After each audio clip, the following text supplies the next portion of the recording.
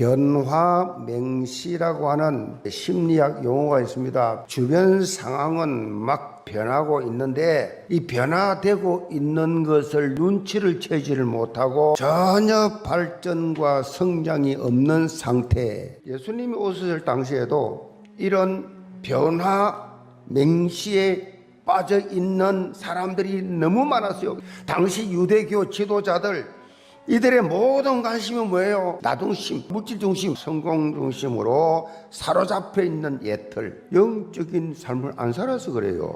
이런 유대 종교 지도자들 향해서 예수께서 두 가지 비유를 드시면서 깨닫도록 우리 인도를 해 주십니다. 변화와 성장을 체험 좀 해봐라. 영계 모든 성도들, 오늘 말씀 통해서 여기가 좋사오니 예틀에 갇혀가지고 있는 그런 삶을 이제 깨버리고 오늘부터 정말 새로운 변화와 성장의 세트를 갖추는 삶 속으로 들어가시기를 주님으로 축복합니다. 첫째로 말씀 개인합니다. 예수님께서 예루살렘에 입성하신 이후에 하신 일 두 가지죠. 하나는 성전을 불법적으로 장사하는 자들을 쫓아내신 것과 다른 하나는 본문 말씀처럼 성전에서 사람들에게 천국 복음 가르치신 거예요. 그런데 문제는 예수님께서 세상에서 인정하는 자격등, 지위 이런 게 없었습니다. 자, 이들의 눈에는 그저 세상이 주는 유한한 권위, 그게 딱 없어질 것,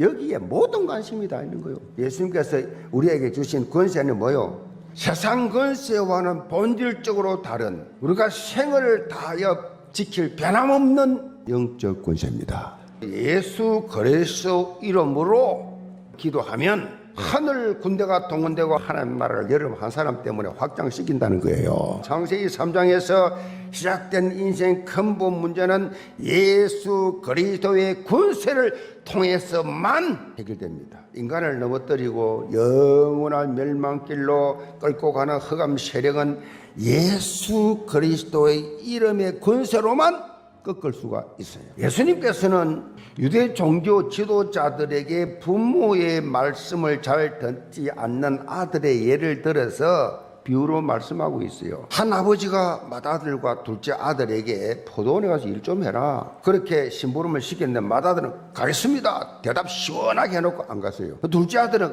안 간다 해놓고 뉘우치고 포도원에 가서 일했어요. 맏아들이 거창하게 대답했는데 실제 아버지 뜻대로 행하지 않았어요. 허울 좋은 종교생활, 실제로는 하나님 말씀 순종 안 해요.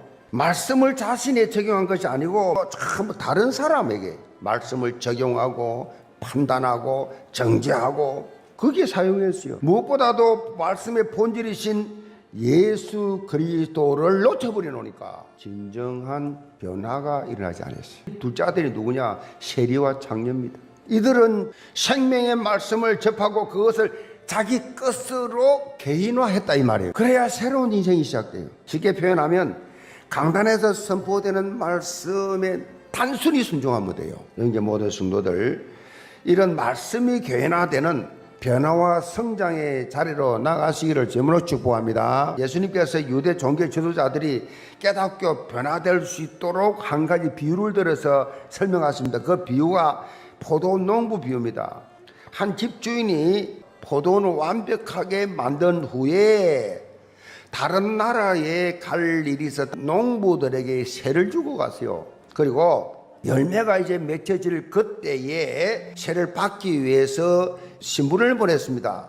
이 농부들이 모여가지고 보낸 종들을 때려가지고 죽이고 돌로 쳐버렸어요. 주인이 들 때 얼마나 마음이 아프겠어요. 그래도 인내심을 가지고 더 많은 종들을 보냈습니다.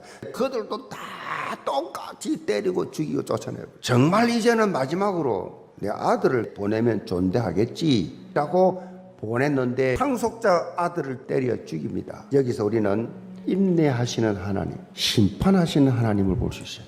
하나님께서는 범죄한 인간에게 오래 참고 돌아올 수 있도록 기회를 주었습니다. 죄인된 인간이 구원받을 수 있는 기회는 뭐야? 육체에 있을 때만 제한되어 있어요. 그렇기 때문에 우리는 시급한 마음으로 현장에서 빨리 생명 살려내야 돼요. 제자화의 삶은 다른 것이 아닙니다. 우리가 가지고 있는 참 복음의 비밀을 전거해서 불신자들 하여금 영적 회복, 영적 누림의 단계로 나아가 인도하는 것입니다. 건축자들이 버린 돌이 모퉁이의 머릿돌이 되었나니, 이 말씀은요, 예수님께서 비록 유대 종교 지도자들이 배척을 했고 십자가를 지게끔 만들었지만 거기서 끝난 것이 아니다. 부활을 통해서 구속 사역을 성취할 말씀을 지금 하고 계시는 거예요. 예수 그리스도는 우리 인생의 출발점이자 기초가 되고 모든 것이 된다. 오직 그리스도, 오직 하나님 나라, 오직 성령 충만을 고백하시길 바랍니다. 미국의 유명한 설교가 워런 위어스비 목사님께서 이런 말을 했습니다. 당신이 그리스도인이 된 것은 당신에게 누군가 마음을 섞기 때문이다. 이제